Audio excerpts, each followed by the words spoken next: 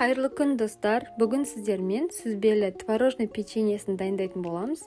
Өте ерекше, әдемі болып шығады. Қамыры үшін бізге ұн, жұмсақ сары май, қаймақ, жұмыртқа және разрыхлитель керек болады.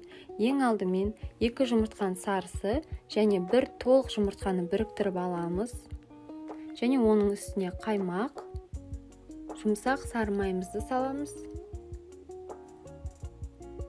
1 шай қасық разрыхлитель қосамыз. Ол шамамен 10 грамм разрыхлитель болып шығады. Енді осы қоспамызды араластырып аламыз. Май мен қаймақ кішкене біріккеннен кейін қамыр илей бастаймыз. Ұнымызды 2 бөлікке салып илейтін боламыз. Себебі ұнды бірден салып қойсақ, қамырымыз кішкене қаттылау болып қалуы мүмкін. Қамыр қатты болса, печеньеміз қытырлақ болып қалады. Осылай қолға кішкене жабысатын қамыр илейміз. Қамырымызды шамалы илеп болғаннан кейін қолға қатты жабыспау үшін соңынан кішкене ұн шашып, тағы да илеп жібереміз. Осындай қамыр болады. Осы дайын болған қамырымызды пакетке салып, тоңазытқышқа 15 минутқа салып қоямыз. Ол арада начинкасын дайындайтын боламыз. Ол үшін бізге 350 грамм творог, 15 грамм кукурузды крахмал, 1 жұмыртқа және 100 грамм шекер керек болады. Осыларды жақсылап блендермен езіп аламыз. Және ары қарай пайдалану үшін кондитерлік қапқа салып аламыз. Қамырымыздың астына және үстіне жақсылап ұн шашып, жұқа етіп қамыр жаятын боламыз. Қамырымыз жабысқақ болғандықтан астына жақсылап ұн шашқандарыңыз дұрыс болады. Қамырымыз дайын болды. Шамамен осындай жұқақта болады. Енді осы қамырларымызды 7-7,5 сантиметрлік диаметрлі шеңбермен кесіп аламыз. Артылған қамырларды жинап пакетке салып қоятын боламыз.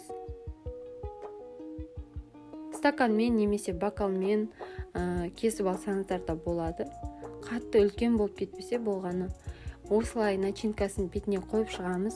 Начинканы да салып жатқан кезде кішкене мән беру керек. Начинкасы көп болып кетсе, түйіп жатқанда жан-жағынан ағып, қамырдың жабысуына кедергі жасайды. Міне осылай 4 жағын біріктіріп түйетін боламыз. Түйген кезде де жақсылап қамырды қысып түйуге мән беріңіздер.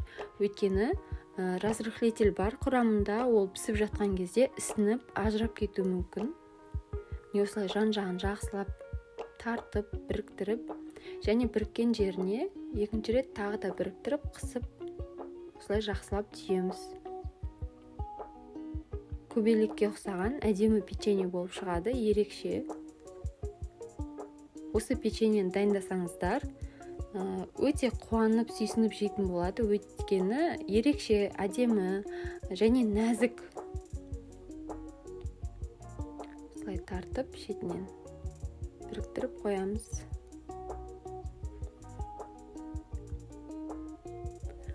Осы дайын болған печеньелерімізді 180 градуста қызып тұрған пешімізге 20 минуттай пісіріп аламыз. Қатты қызарған керек емес, осылай сарғыш әдемі болып шығады. Енді пісіп шыққан печеньелерімізді суып қалмай тұрып, осындай сахарный пудраға аунатып аламыз.